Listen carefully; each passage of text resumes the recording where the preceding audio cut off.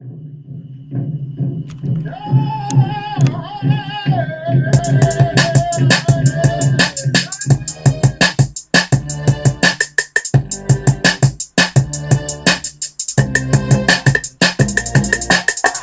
up the heavens, let the sunshine in. The Duke of Tears and Empress about to begin. Giving love to all the ancestors that's tuning in.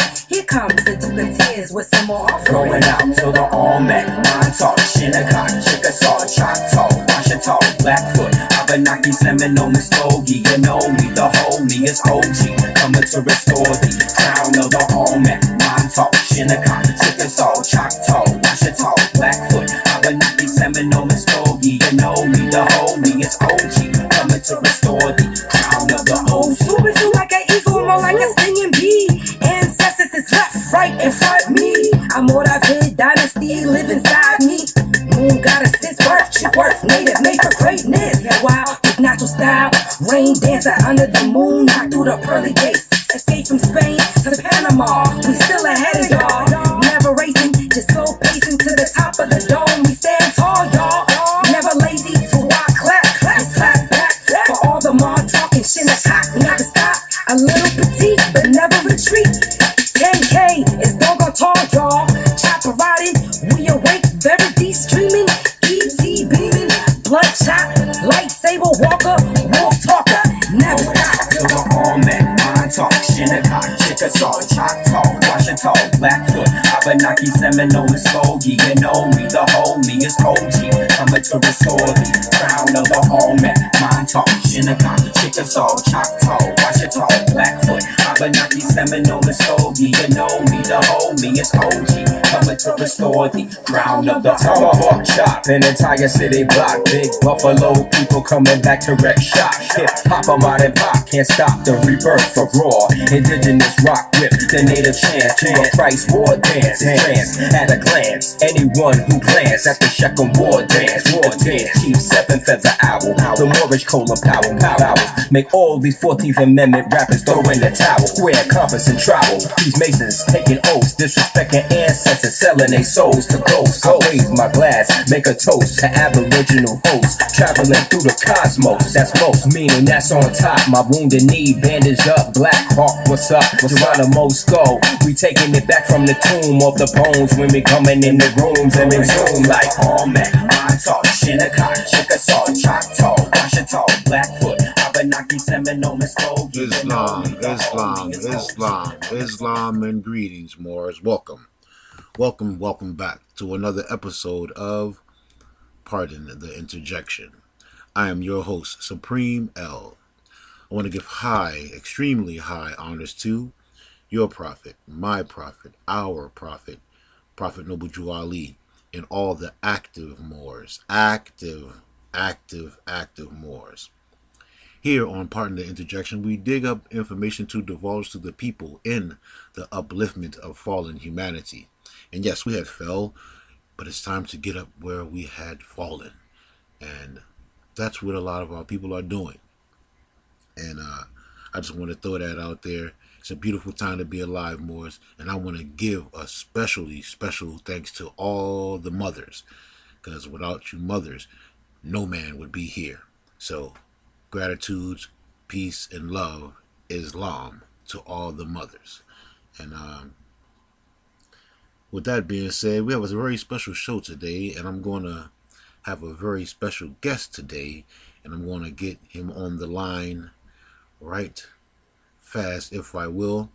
But I want to also say, don't forget to check this brother's videos out online. Him and his goddess, they're very, very beautiful. So let's get him on the line here now.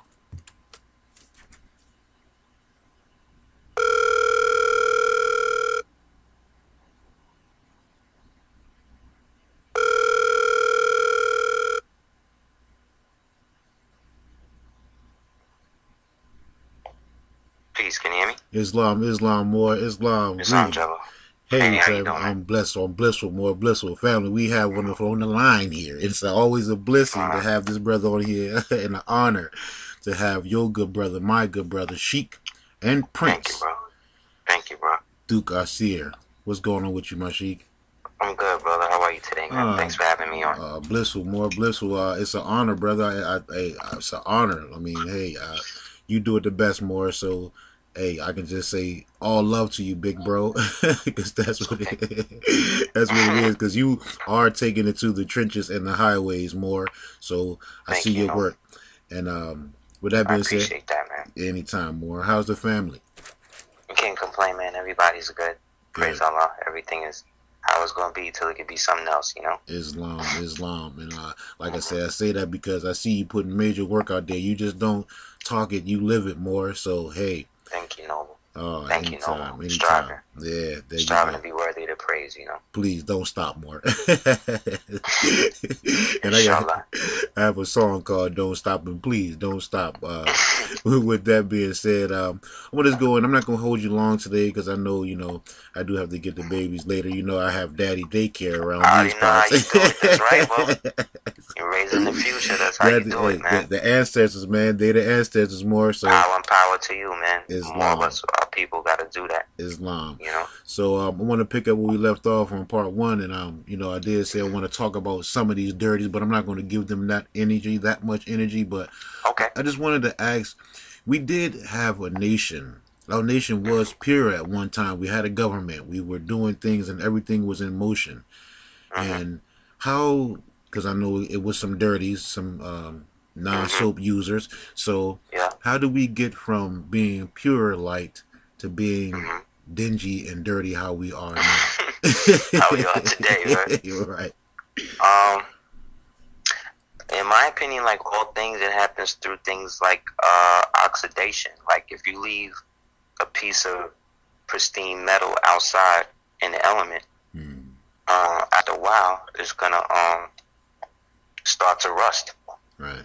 And then that rust basically shows the weather, you know what I mean, or the weathering of whatever this thing or situation is. So a lot of the weathering that we've endured has basically made most of our people apathetic to the point that they don't even realize that they're more, that has become their natural state. You know what I mean? Like apathy is the natural state of the conquested minds. You know what I'm saying? And because they don't see the value in self-governance, it's not even I don't think they see the value in it. I just think that they don't think that they can do it themselves. Right. Because they've been conditioned to believe that everything that they have or can do will or can be taken away from them. Right. So in an element like that, why invest in anything? Right. You know what I'm saying? Right. Or in an element like that, and you don't have no power, I don't have no power, so why should I listen to you as opposed to why don't we get together? You know what I'm saying? Right.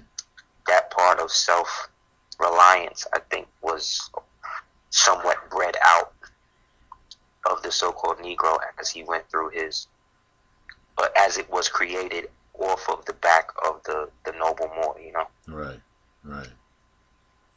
And with that, so I think apathy is the basis of it. So as much as they may want things to change, they're not going to change them, because to do that means I'll have to change myself. I change myself, and that means I have to actually believe in these things and these people again. And some people heart can't take it, man. Right. People think it's a joke. Like, people went crazy when for instance, Warif D. Muhammad, when he came out against Elijah Muhammad, started talking all that stuff about how he was this and that, and how the white man wasn't the devil and this and that. Like, a lot of people went crazy. A lot of people actually killed themselves. Right. A lot of people went through situations because they really grew up in that doctrine. They really grew up believing that shit. Right. You know what I mean? To the point that became the basis of who they were.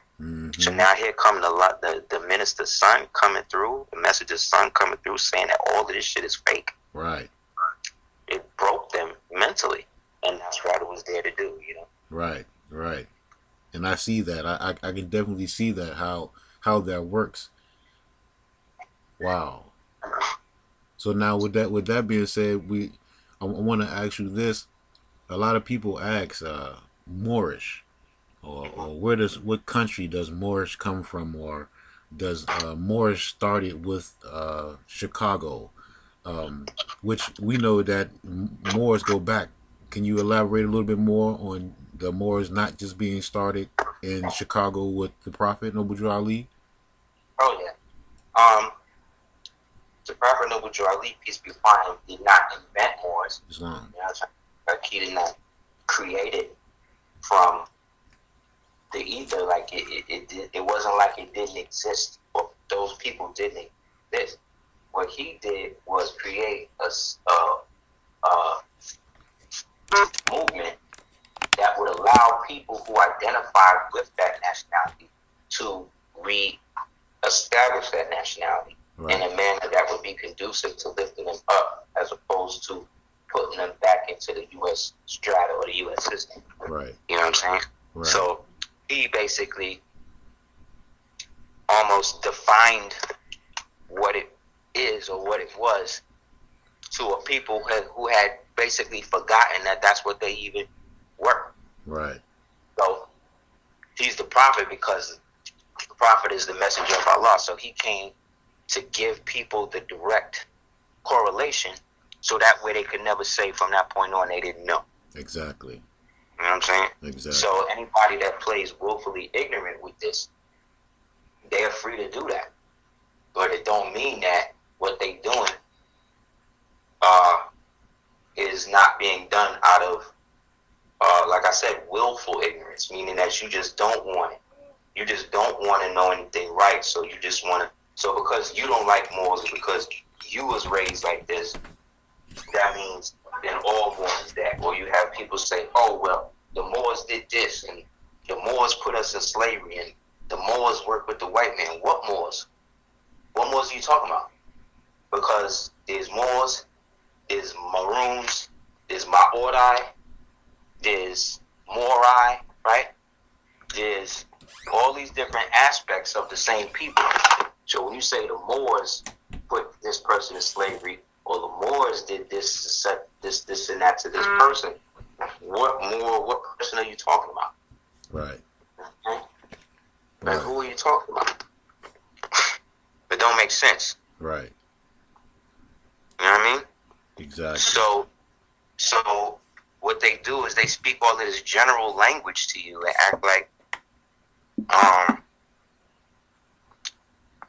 act like they're being definitive, or like somehow or another you owe them something based upon what you have proclaimed yourself to be today, or that's somehow predicated on something that happened to them. But most of these people never even heard of Moors until the very recent times, and then even those people have not researched it to enough to the point to be able to stand on it. Right. So they want to get you to act like you being a Moor is like just being like everything else. Right. Exactly. You know what I'm saying? Exactly. Now, can you go in on a little bit about the sellout? Because I know that it's about I guess what it was, 5 brothers who had the information that the Prophet gave them, or it was the research that I did is that it was the last adept chamber in 28 to 29. Okay. And those adepts, it was 12 of them allegedly. Okay. And of those 12 adepts, they were stepped to by Hoover, who himself was a black man, himself was a Moor, fez wearer, all of that.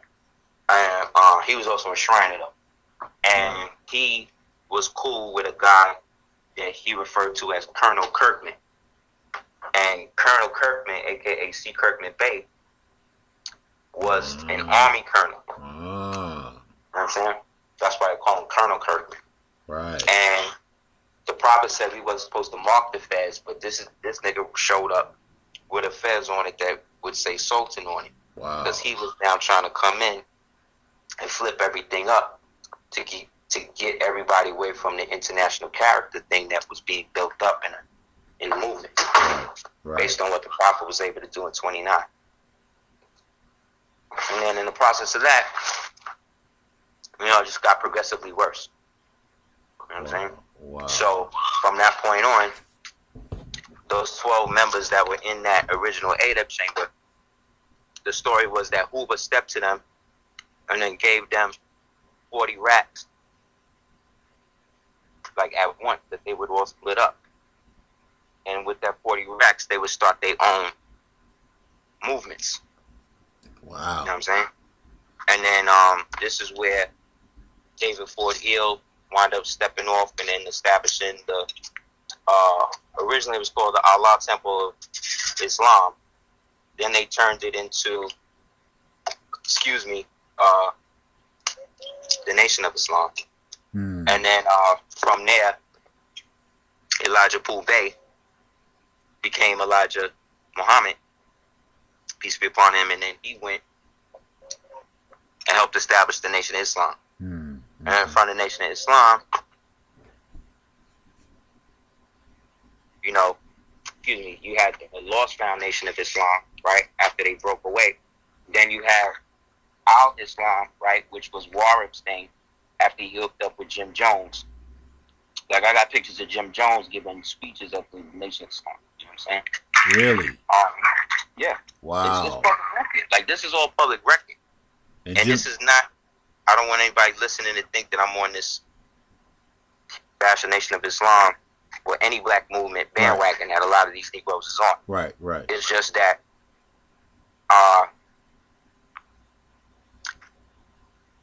there are many different aspects to what we understand as liberation, but what we understand as black liberation, stuff like that, was orchestrated a lot from the beginning. Most of this history of us coming from Africa as slaves and stuff like that, that came from a book called The Myth of the Negro Past by a guy named Melville. And then there was another guy named Hershkowitz that basically expanded on the so-called out of Africa theory and the Darwin evolutionary theory thing to then establish the new academia or the new world thought based on what people perceive as evolution. Right, right.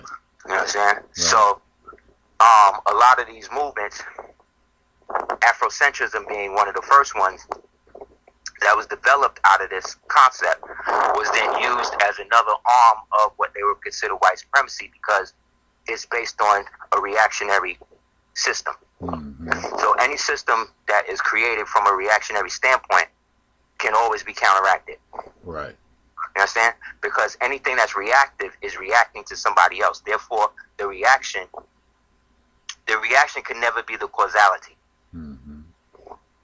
Nothing in this universe, like people who think that God is not real, things like that, nothing comes into this universe just by popping out of thin air.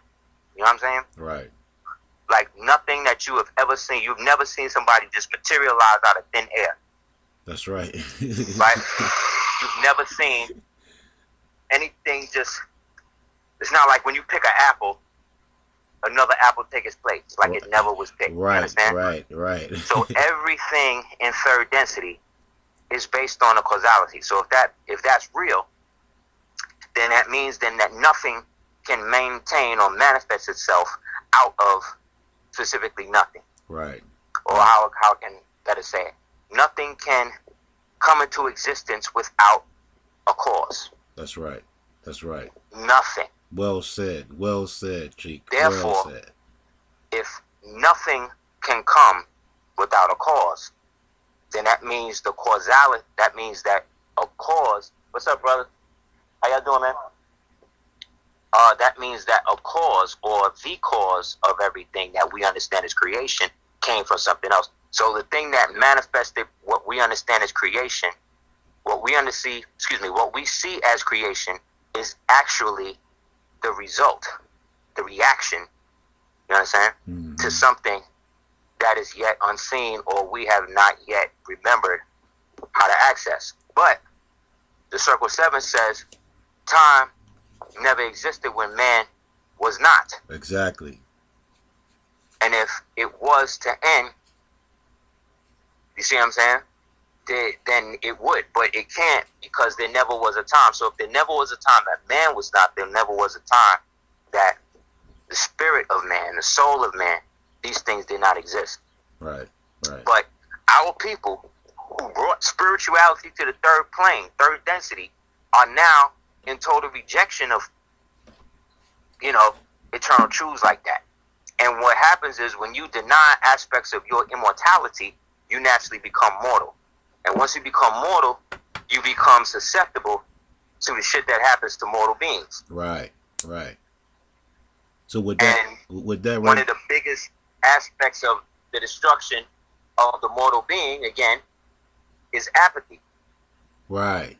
Because it comes from hopelessness. Because it's a manifestation of hopelessness. You know what I'm saying? Right, and that's also that plays right into what the prophet was doing. He was getting us out of that hopeless state. You know, yes. he was getting us. And can I ask you this? Yeah. How was the prophet Drew Ali a metaphysicist?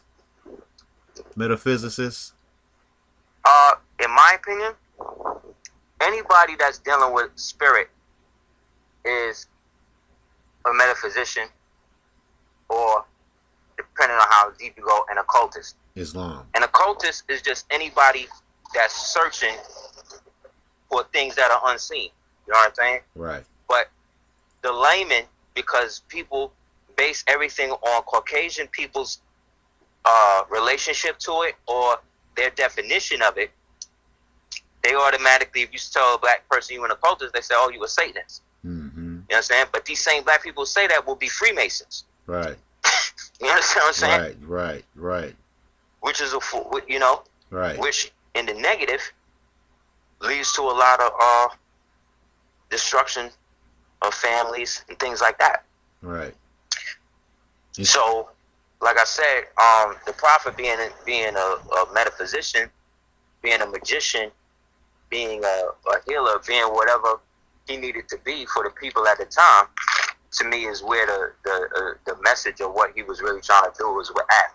Right. Because everybody else is striving to establish, everybody after him is striving to establish cult of personalities around themselves.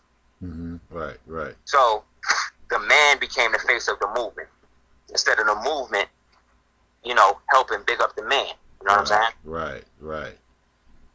And so the same was said or can be said for everybody else that has come into the situation trying to get something out of it that's really not there. Like, we as Moors are individual people that have a global empire. Right. And all of the people who are associated with that are still here. Right. It's just that they have denied that aspect of themselves because they would rather be labeled under an inferior context, an inferior misnomer. Right. So this is not to say, so in my opinion, all black people are Moors, but not all Moors are black. You know what I'm saying? Right.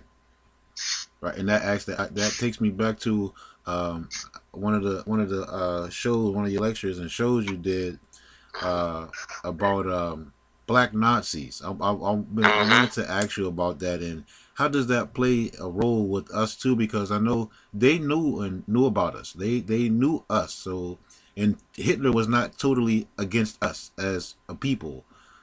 Because in the conference, in the Cuba conference, certain companies or countries had conceded, but I didn't see Germany in there in one of the conceding companies. Can you elaborate on that a little? The Nazi thing, the black Nazi thing, when I first did that lecture DVD those years ago, people was really bugging. No, but that was beautiful though, Moore. That was beautiful. I caught it. I caught it, Moore. I just want to let you know that. You peeped it, though. Thank you, Moore. A lot of people was bugging with that. And then, after that, everything I talked about on that came to pass. And that's what I'm trying to say. Like, each one of us is a messenger of Allah in our own right, because as guilds, we're angels. So we'll receive and bring the good news to the people so that way they can never say they didn't know. So if anybody is bringing you knowledge or something that can help you move along your ladder and all of that, that's good knowledge. You know what I'm saying? Islam. I don't care who it comes from. The problem is black people want to throw the forest away for the trees. So when I did the black Nazi thing back in the days, that was really I did that in contravention to what I saw actually happening in the conscious community, where I saw niggas that actually are out here doing lectures, talking about black woman and a black queen and this and that, and these niggas is going to strip clubs after the lecture. Right. These niggas is going to, you know, do bump some lines and shit. Right. This one is going to the orgy.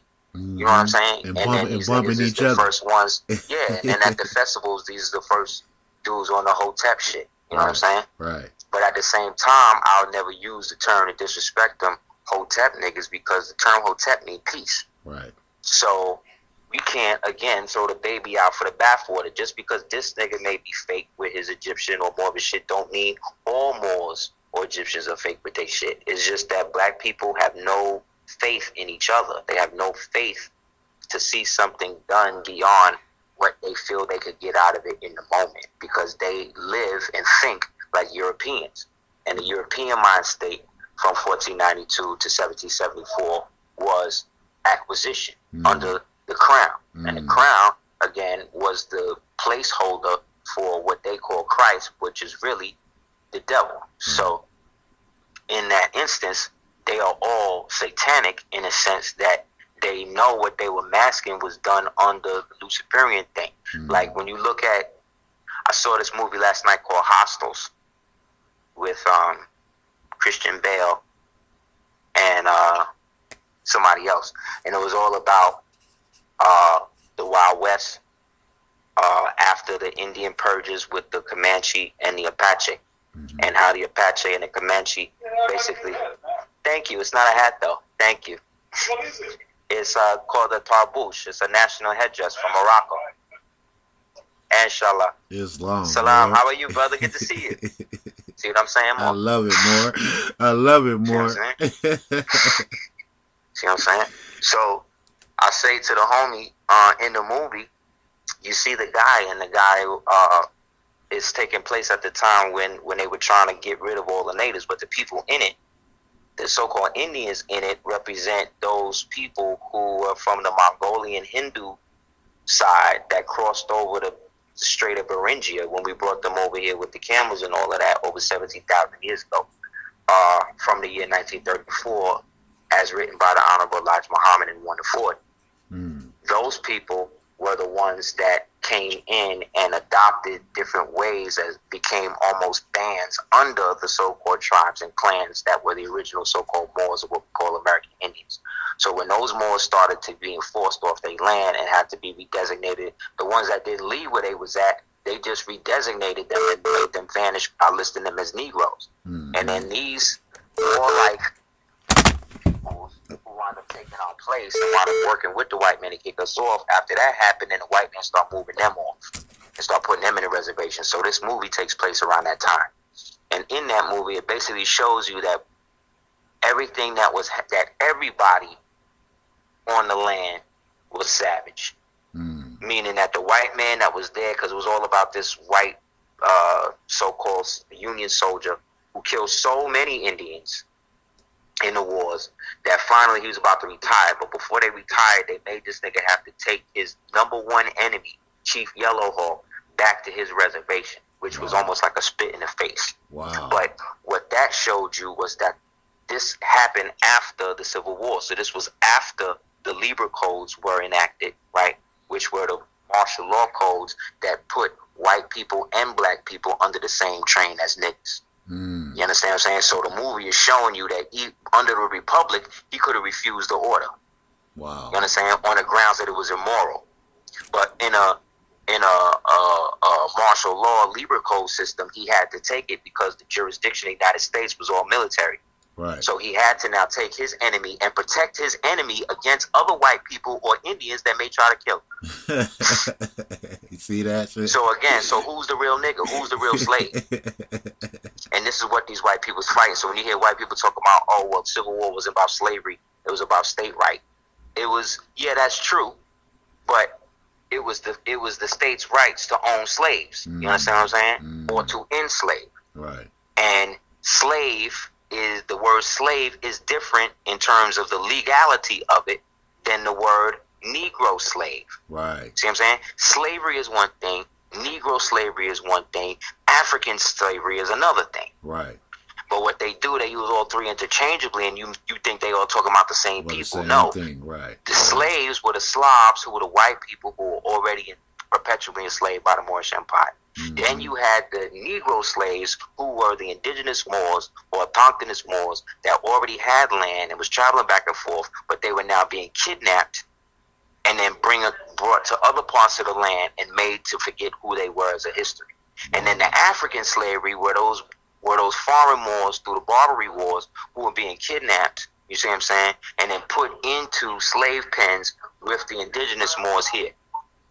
And then that forced them to work against each other. You see what I'm saying? Wow. So the civil right, the whole slavery 14th Amendment thing was about making everybody, not only in the United States slaves, but in the world slaves. Right. Because it applied to any country that they was in league with. Right. And that's what they did after, after they did the Spanish-American War, mm-hmm. right? Mm-hmm. Then that's when they started moving into South America, right? That's when they start creating fake countries and shit. Right. There's a book people can get called How Wall Street Created a Nation, and it's all about how they established the country of Panama. Wow. You understand? Right. Most of these countries that exist today are not them.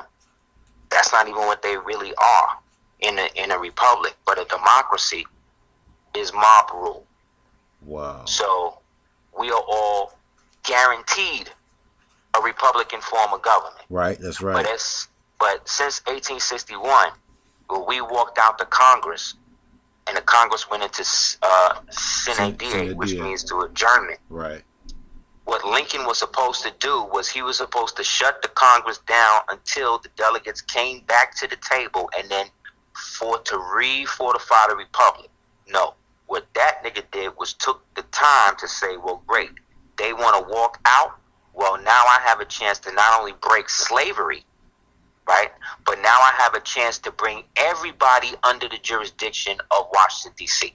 Mm-hmm. And that's what he did. Mm-hmm. He put in what was called the Lieber Code. He went to a guy named Alexander Lieber, or whatever his name is, a nigga who went to Columbia College. That's right. Columbia College. You're welcome. Thank you very much. You're welcome, bro. And he wrote the Lieber Code, and the Lieber Code became the basic martial law code, and then that was transferred to Geneva. And then from Geneva, they translated that, they adopted it, and then sent it to the conference they had in Belgium, the Belgian conference in 1888, mm-hmm. and then that was used for them to now establish the colonial system. You understand? Islam. In the modern era, with Leopold and them. Wow. And then that's when they went in there, and they raped and murdered and pillaged or whatever and destroyed the history of the Africans to such a degree that once they left in the 60s to get their so-called independence, they still was receiving the right to do the country from the Europeans. Nigeria was named after a lady named what was her name? Lady Flores. Look up the person who named your audience. They smart. Look up who named Nigeria, and you're going to find a white woman. Wow, okay. You know who named Nigeria? Yeah. Type in who named Nigeria. I believe her name was Lady Florence or something like that. And also, straight old white woman. And also, pardon the interjection, also for the family, I want y'all to remember that book also that the Prince Sheik said, How Wall Street Created a Nation. All right? So yes, y'all check How that Wall out Street too. Created a Nation. How they created Panama. And in that book, and in those books, you'll see that once they adopted the Lieber Code, and then the Lieber Code was then turned into the Martial Law Code, that code became the basis of the Geneva Convention, and then from there they then turned that into they adopted the same principles in the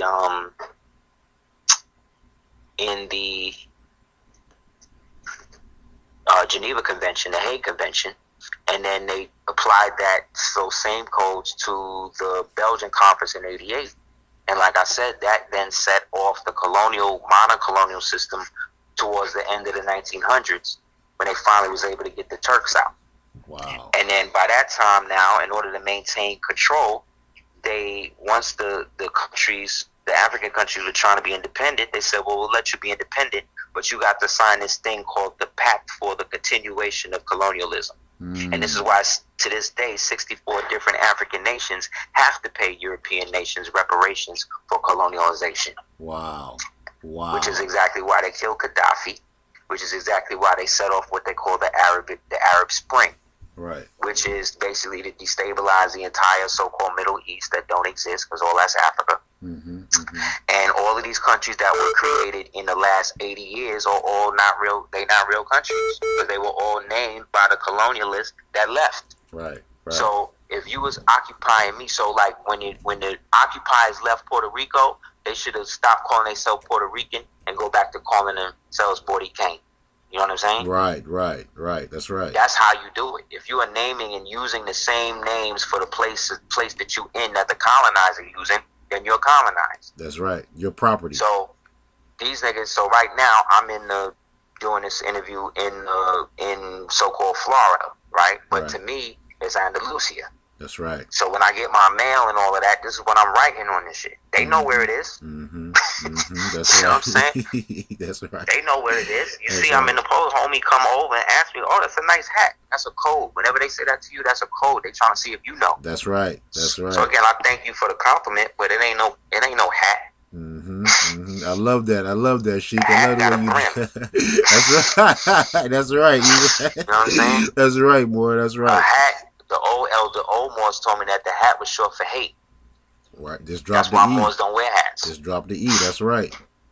You know what I'm saying? Like, for real. On a side note, it is hard for me. I read this thing that the Principus Uriel Bey, bless the dead, wrote. And he said that the thing is that when you become a Moor, one of the peculiar, because one of the things happen, you seem to procure certain distaste for wearing hats. And he's right. Like, I tried to put on a baseball cap the other day. I'm just talking about me. Right. As a Moor. I tried to put that shit on the other day. I felt stupid. I felt like, I don't know. I just didn't. You know what I'm saying? So I'm not going to try to do that just because I don't want to feel like whatever. Like, you got to go with how you feel. And what I'm noticing is, and what I'm learning with this thing is that the more real and concrete you get as to how you wound up in a situation, the less people can manipulate your present. They can manipulate your present because you have no idea of your past. So once you get the full anchor of your past and know how those 580 years were subtracted and deducted and what they did with them and where they wound up, you can basically piece all that together like it never happened. And that's what happened with us. That's what the prophet was able to do. That's why we ain't never heard about the prophet till we was all adults. That's right. That's right, Moore. That's right. And pardon the interjection. That you're correct on that, because I just heard of Prophet Noble Drew Ali. I'm 41, and I just heard of him in 2007 when I was in Georgia. Come on, Moore. Meanwhile, they've been having proclamations, citywide proclamations for him since the 30s. Right. Since the 30s, mayors all over the country, all over the city, acknowledging Noble Drew Ali. I got pictures of them. I got pictures of them in fezzes, in jalabilas, holding up the American flag and the Moroccan flag in Morocco Town in Maryland, like white people. You know what I'm saying? Wow. But they not gonna show you that. So what they're gonna do though, they're gonna continue to get black people to bang on Moors, because they know that black people, there's something in them that feel like if they really accept this aspect of their culture, you know what I mean? It's going to be over for the Europeans financially, because that's the prophecy. That's how it's supposed to be. That's right. So you have to understand, you have so-called blacks and whites working in tandem together to stop that from happening. Wow. The sellout is huge, huger than we think. And but that's the thing, Noble. They don't think they selling out. Right. See, the mind of the broken is fractured. Right. So they don't look at the fracture as a break. Right. They looking at it like, oh well, this is just what we got to do now, because we can't trust that these niggas going to do it. Because deep down, it's like when people become police. Right. At this time and era, if any black people are considering becoming police and not doing anything for their own people, then those people automatically need to be exiled from your community. Because they are the open enemy now. And they are showing you that a white boy with no clothes on can run up in a place allegedly and shoot up a bunch of black people. The black man saved the people's life, right? And they still trying to figure out a way to deify and break down the black man, trying to make it like this, he doing something wrong, it's something with him. Wow. You know what I'm saying? Like, this is the society. They're showing you that we're not, that they will go to people now, what, Waffle House, Starbucks, and Mike's Subs. Every day is a new company doing something to show black people we don't want your money. Because they know that they can do that and black people will still go and support that. Right, right. Nigga, I don't even look at Starbucks no more. I used to love that mocha latte, whatever they make. But Allah know Allah is the best planner. He don't want me drinking that shit. That's so, right, that's right, that's right. So that's great, right. Let's boycott it. I'm with it. There like, you don't understand. I'm ready to boycott everything. Let's boycott work. How about that? Right. Do you realize right now if every black person was to stop to go work today, the country was shut down? Do you know 65% of all government workers are so-called black people? The prophet said it, more. The industry will come to a screeching halt. Yeah, but that's how you know these niggas don't want that more. That's how you know they want to keep it going. They love to be pacified. They want to go it. They love that pacifier more. They love sucking that. Look at it like this with the Black Panther movie. Like, we know what that's about. We've been in Wakanda since 1913, man. We've been on this. That's right. We've been in this. We the only ones been talking about direct ways to actually apply, that we can apply to our everyday life that could take us out of our situation. That's not right. through speculation. That's right. Not through false identity, but actual documentation in and at law. So they want to act like it's not real. Right. So cool. Let them do that. That's but in the very end, more, it doesn't make any difference, because as much as they want to participate, they are participating in their own slaughter. Right. You know what I mean? Right. Right. And with that being said, more, I'm just going to ask you this one or two last questions, because I know you are a important, busy brother. Actually, I just want to make a statement. When you said earlier about the Hindus coming in, doing the Indian, like in the Hostile movie, I seen a Hindu movie, and I see a lot of Hindu movies. I'm into the Hindu culture, and it's a wonder. I see the swastika every time. I see the swastika. They had the swastika made on their hand. They have it printed on the background, and I just want to know: do you know anything about that? And Prince Uriel. You say he passed on. He passed on. He moved on. Made his transition. More, there's a mystery. That's the other thing. More, that's what I'm saying. I think he was murdered. Okay. You know what I'm saying? That's just like I know Steve Copley was murdered. Just like I know Sabi was murdered. There's nothing in our community to even investigate that. Right. You understand? Because everybody is so at odds or whatever, and everybody's so trying to get so much money and cult of personality that if they could keep doing this, they ain't even. Well, they just revealed who killed Tupac and Biggie. But what I'm saying is, these murders, when they go like that, they don't know. How is it that this man, Prince Uriel Bey, could do all the stuff he did, wrote all the books he did, brought all this nonsense he did, affect the change in the world that he did, to the point where the Moors don't even know. I know Moors never even heard of him. Then you get the other Moors that'll discredit him or try to act like he was something wrong with him. He came out of the York Chamber. A lot of people came out of the York Chamber.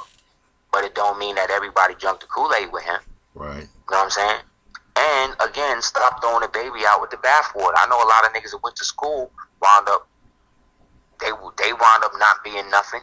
You know what I'm saying? Right. Just like I know a lot of people who did made choices in life and ain't, whatever. So whenever it comes to knowledge or moving forward, black people find a reason, excuse not to get behind the shit. So with the Prince, I don't know how somebody that brilliant could die in a basement of carbon monoxide poisoning. Wow. Because at the time, allegedly, he ain't had no place to live. Wow. You see what I'm saying? And again, this is one of the greatest minds that has ever, in my opinion, has ever lived. Right. Because when you read that, not only did this man create the geodetic survey that we could use in court today to prove world ownership, that Homeland Security's registered, they already got a copy of it. The King Queen of England got a copy of it. This man had Papa Noble Jali on his own money that they was using in London and Japan. Really? Called the Deliri. Yeah. Wow. This ain't no joke, man. You could get his book and use his book as legal evidence to show the jurisdiction and dominion of the Moorish Empire. No, not in my opinion, in terms of the work, he fulfilled what the Prophet was doing, so much so that thing. And I came about knowing him. Well, I never met him personally, right? But we both shared the same astrology teacher. The only teacher I ever had, Sister Myra Shiri, bless the dead, and she had something called the Shrine of Ma'at, and we worked together. Myself and the Queen used to do research for her when she was doing research for downtime. And then when me and Myra stopped working together, she wanted to meet the Prince. And he gave me a shout out, like 2 or 3 shout outs on some work that he did. So right when I was about to meet him, you know what I'm saying? Wow. He returned. And like I said, I've been trying to reach out to people at Atamorium that I knew was in that, but I don't know what happened. Wow. And the world is lesser for it. But he left us all of the work. So the work there, like you get anybody want to really know about it, it'll get his books, Consecrated Talisman, volume 1 to 3. Get the librito he created, the Moorish Punic Latin program for us to be able to teach Latin, right, Punic Latin, and speak to the babies again. That's right. Like, who doing that? And pardon the interjection, more. I was going to say that when the lecture I seen him in, the brother was talking fluent Latin. I'm talking about fluent, like it was just rolling off his tongue, more. Yeah, more. From him, like when I first, that's what put me on to him, because I got so heavy with the Latin through learning the maxims through the Black's Law. I was one day researching how to actually get into speaking it again, and then his joint popped up. Matter of fact, he had of the 2 Latin programs in the world that actually teaches how to speak it, his was the second. Wow. Wow. So I feel it's like an honor to have the books that I have that actually teach that type of stuff, because that's what we're adopting in our Sultanate, you know what I mean, to be able to, again, establish a whole way of people. Once we all start speaking Latin, it's over. Oh, not only is it over, it's like it's just done. That's right. That's right. Because that's the language of the king. That's our language that the papacy adopted, and they don't even speak the real shit. They speak what's called the papacy speaks what they call Vulgate Latin. Mm-hmm. Mm-hmm. And Vulgate Latin ain't that's like Pig Latin. That's like Pig Latin. I was going to say that. It's just like Pig Latin, more. Yeah. So the real Latin is when, again, you get into everything is about evoking and invoking, because because the pretext is how you do it. So if you was to say, qui cumalio contrahit vel est vel ebe debet non ignoros contra dectos ellos. So that would mean he who enters into a contract should or ought not to be ignorant of all of the things the contract entails. So Latin doesn't necessarily speak. So it's not like you could. So like I could be saying, "Hey, what time is it?" There's no like real thing for time. So it would be something like et unum quantus. You see what I'm saying? Right. Which is kind of like what time it is. You know what I mean? But it's not directly. Right. Because the only way it can be influxed, really activated, is when people are speaking it to one another. Right. And so what the cracker has done is made it where he's the only one that can speak it, right? And if so, he only do it in certain instances, like I said, like the Catholic Church. That's the national language. Mm-hmm, mm-hmm. So we as Moors can do the same thing. That's right. The beauty of it is we can write whatever we want based upon the fact that everybody know who we are except us. So it's not about all black people becoming Moors. It's never going to happen. It's about the Moors. It's about the black people who do accept themselves as Moors and what they do with it. Right. Right. It was never about all of us being a certain thing, even though that's what we all are. Right. Islam. Yeah. And pardon the interjection, like I said, I'm going to always, Islam. around here, in these parts, we rep Jew Ali all day. And like the prophet say, if I could just get my people to just start thinking. To think. To think. Yeah, just to think. Just to think. And I want to give a shout out and energy out to a good brother Uriel, because I did not know that he passed on and made his transition. I didn't know that. I'm still just looking for him. So I give energy out, and I want to thank that brother for even me passing the lecture that he was doing. So that's why I'm so attracted to learning Latin now. I have the Google Translate on my phone. Excellent, Mo. Like I said, Mo, that's the way to get in, Mo. I'm telling you. There you go. But I started doing briefs when I would have to go to court. Afterwards, when they stopped taking me to court, because I was sending briefs in English, and then I was sending the Latin version. Right. I was sending the Latin first, though. Right. And these niggas get this, like, well, what is this? Blah, blah, blah. This is not bar. So I said, well, I'm not a bar attorney. I don't got to do it the way y'all do it. Exactly. I'm not obligated to write shit the way that y'all do it just because it make it easier for you. Figure it out. Mm-hmm. And then they would just have to keep adjourning my shit because they couldn't read it. But it was acceptable. You see what I'm saying? Because I gave it them into the King's English. In other words, saying the King's English is Latin. There you go. You did what the prophet said, more you was thinking, more. That's how we do it, more.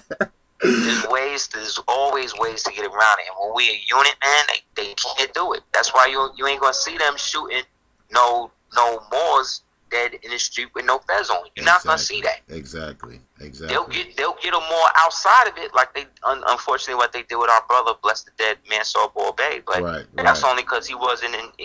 They thought he was a part of their team. Right. You know what I'm saying? Right. And again, we as Moors, we got to stop going into the jug pen, man. We got to get out the trap house. When you know better, you do better. That's right, Moore. That's right, because he was in the back in that alley, and a lot of shit go down in the alley. Of the trap house. What you expect gonna happen, man? Exactly. I mean, they shooting niggas in the back of their grandmother house. Yes. You see what I'm saying? Yes, Moore. They'll shoot you in the back of your grandmother house and then do this and that. Like I said, they allowing white males to basically go to the point of excess now, to the point where nobody can look at me and say that white males are not a global threat. And this is what is kind of going. They've always been that. But now it's to the point where it's like open season. And whenever you get an open season situation, remember the Supreme Court says everybody has the right to defend themselves from unlawful detainer. Exactly. They have a right to defend their life. Exactly. If the arrest is not justified. That's right. So that means the people that's out there, and you see these people jumping on trying to grab somebody, it is in your constitutional right to run up and beat that and knock that person that's trying to destroy that individual's civilian rights back to the white meat. You have the right. It is your responsibility. It is your responsibility to put the phone down and go and stop that person. I'm not talking about obstructing justice. That's not what I'm talking about. I'm talking about the Supreme Court ruling that says that each individual has the right to defend themselves from unlawful search, seizure, detainment, or arrest. Exactly. Especially if it is in the violation not only of their mandate, but of your physical life. Exactly. Because what, more? Because pardon the interjection, what? You have to be committing or in the commencement of a crime. And a crime is what? A person being injured or property being damaged. That's right, or being damaged. And like I said, if the human capitals, if the human United States citizens are listed as human capital and property cannot bring suit against itself. Islam. So there's no way that if I'm in court and it's the state versus Aseer, I cannot bring a suit against myself if I'm part of the state, which then means if I'm not a part of the state, that means the state don't have jurisdiction to try it. You see what I'm saying? Because I'm not under the Libra Code, because I'm not a citizen of the United States. And the only enemies to the United States are its own citizens, according to the Trading with the Enemy Act. Islam. So once you come out of being a U.S. citizen, you go into a state of peace. And the United States citizen, the United States so-called occupational government, it's not a corporate government. It's not an administrative government. It's on paper, it's the administrative office of the presidency of the office of the United States of America. That's what it is on paper. Islam. But what it really is an occupational government. That's occupying the land under cover of law, illegal, because Title 18 that is doing everything it's doing is based on Title 18. Title 18 is based on the 14th Amendment, and the 14th Amendment was illegal. It was never adopted adopted by both sides of the Congress. And the people after the war, what they did was this. They said, when we left the Congress, they said, look, if you're not going to be down with our union, which the first thing you got to do is get rid of the original 13th Amendment with the 20 sections. And then on top of that, what you're going to have to do is adopt this 14th Amendment. Wow. Everybody said no. Mm-hmm. So they went to war, destroyed, killed, raped, murdered everybody. Then, at the behest of the bayonet, they sent a letter. It started in North Carolina. You can actually go online and still read the letter. Read the letter that General Canby wrote to the last lawful governor of North Carolina. And in that letter, the governor said that these people are trying to move on me and take the office by force. The person that they're electing to replace me was not elected by the people. He was elected by a warlord. Mm. And so the warlord is now forcing me by bayonet to leave so that way I can adopt the illegal 14th Amendment, and I will always deny their ability to do it. But because I don't have the legal military force, I'm going to have to leave. Wow. So that means then that every country after the Civil War that did not adopt Reconstruction or the new 14th Amendment that put the whole world under the United States jurisdiction as Negroes. Look what happened after that. And that's exactly what they did. They applied the codes all over the world, and they still doing it. Wow. Because the United States created what was called the emergency state of Florida, the emergency state of New York, the emergency state of Kentucky. You see what I'm saying? Right, right. And but each one of those states were their own republics. They were their own thing, where each one of us in those lands was king. Right. So being a citizen of Alabama Republic is being different than a citizen of the state of Alabama. Mm-hmm. If you are a citizen of the state of Alabama, you are an enemy combatant, and therefore you are regulated and have to have licenses and stuff like that to occupy the land. Wow. If you are in the Alabama Republic, you are from the land and you are from the United States of America and Congress Assembled, aka the Alamo-Econos Estados that existed prior to the usurpation of 1861. Islam, Sheik. That's I got to clap that up more, because I mean every time you come on, I know we're coming down to the last 2 or 3 minutes, but I want to give you gratitude more, and I'm gonna finish this once we get off the phone. I'm gonna call you back, but whatever. But we got 2 minutes left. We want to give any shout outs, any information you want to send out before we close out. Indeed, thank you, Noble. Well, thanks to the listeners. Thanks for the support to everybody. Thanks for the support over the years. Big shout out to all of the Moors, both declared and undeclared. I'm going to be in New York on June 3rd at St. Francis College. For more information on that, you can email me at houseofl@hotmail.com, and I'll send you the flyer. And it's going to be me, and I think Brother Panic, and Brother the Elder Phil Valentine L. So that should be dope.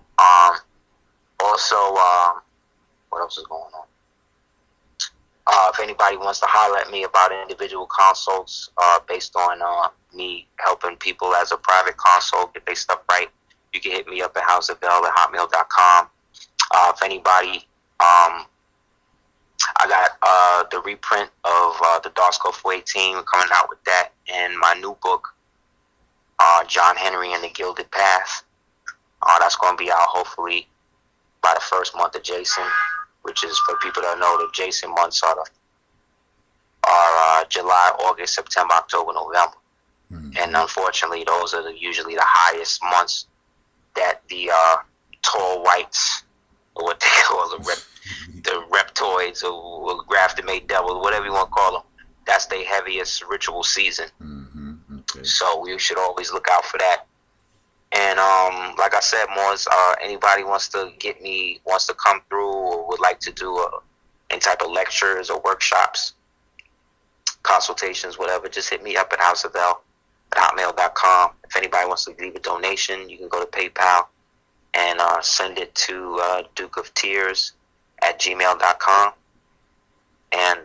again, brother. I thank you for having me on, brother. I gotta give you thanks. Let me get 1 second more. Don't go nowhere.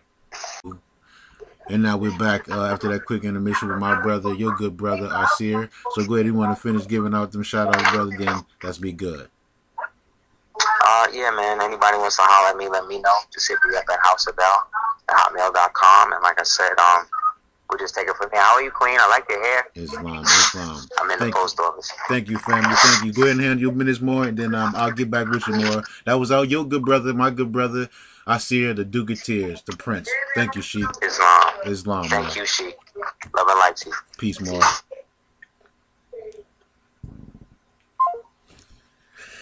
Ooh, that was a great one, dog. That was really, really great. A great show. So, with that being said, I want to give honors to your prophet, my prophet, Prophet Noble Jew Ali, and all the active Moors. And I'm going to try to keep bringing you information all the time. As long as I got breath in this body to breathe and say and talk, I'm going to always represent Prophet Noble Jew Ali and the family. And that's just what it is, Moors. I'm always bring it to you straight and raw and exact, because that's what we do here. I want to give shout outs to the mothers. Again, the mothers, I want to give y'all big ups and big shouts out and major love. I got to go and make some things happen right fast. But as I say all the time, don't believe me. Go check it out for yourself, and you'll be amazed at the jewels you'll find on your treasure hunt. And this has been another episode of Pardon the Interjection. I'm your host, Supreme L. And with that being said, as always, I say, stay safe, family. Islam, love, and peace forevermore.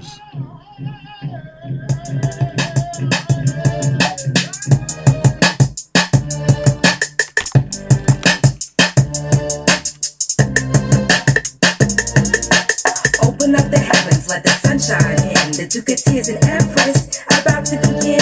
Giving love to all the ancestors that's tuning in. Here comes the Duke of Tears with some more offering. Going out to the all-men, Montauk, Shinnecock, Chickasaw, Choctaw, Washita, Blackfoot, Abenaki, Seminole, Muskogee. You know me, the homie is OG, coming to restore the crown of the all-men. Montauk, Shinnecock, Chickasaw, Choctaw, Washita, Blackfoot, Abenaki, Seminole, Muskogee. You know me, the homie is OG, coming to restore the crown of the old. Swooping through like an eagle, more like a stinging bee. Ancestors is left, right, in front me. I'm all that vid dynasty, live inside me.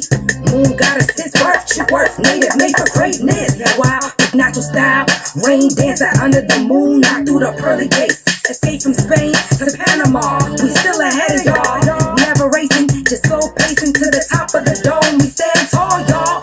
Never lazy to walk, clap, clap, clap back. For all the more talking, Shinnecock, never stop. A little petite, but never retreat. 10K is doggone tall, y'all. Chopper riding, we awake, very deep streaming. ET beaming, blood chop, lightsaber walker, wolf talker, never stop. To the all-men, Montauk, Shinnecock, Chickasaw, Choctaw, Washita, Blackfoot, Abenaki, Seminole, Muskogee. You know me, the homie is OG, coming to restore the crown of the all-men. Montauk, Shinnecock, Chickasaw, Choctaw, Washita, Blackfoot, Abenaki, Seminole, Muskogee. You know me, the homie is OG, coming to restore the crown of the tomahawk chop. An entire city block, big buffalo people coming back to wreck shop. Hip hop, I'm out and pop, can't stop the rebirth of raw indigenous rock with the native chant to a Christ war dance. Trance at a glance, anyone who glance at the Shechem war dance. Chief 7 feather owl, the Moorish cola powers make all these 14th Amendment rappers throw in the towel. Square compass and travel, these masons taking oaths, disrespecting ancestors, selling their souls to ghosts. I raise my glass, make a toast to Aboriginal hosts, traveling through the cosmos. That's most mean, that's on top. My wounded knee bandaged up, Black Hawk, what's up? Geronimo's cold. We taking it back from the tomb of the bones when we coming in the rooms and in zoom like all men. Montauk, Shinnecock, Chickasaw, Choctaw, Washita, Blackfoot.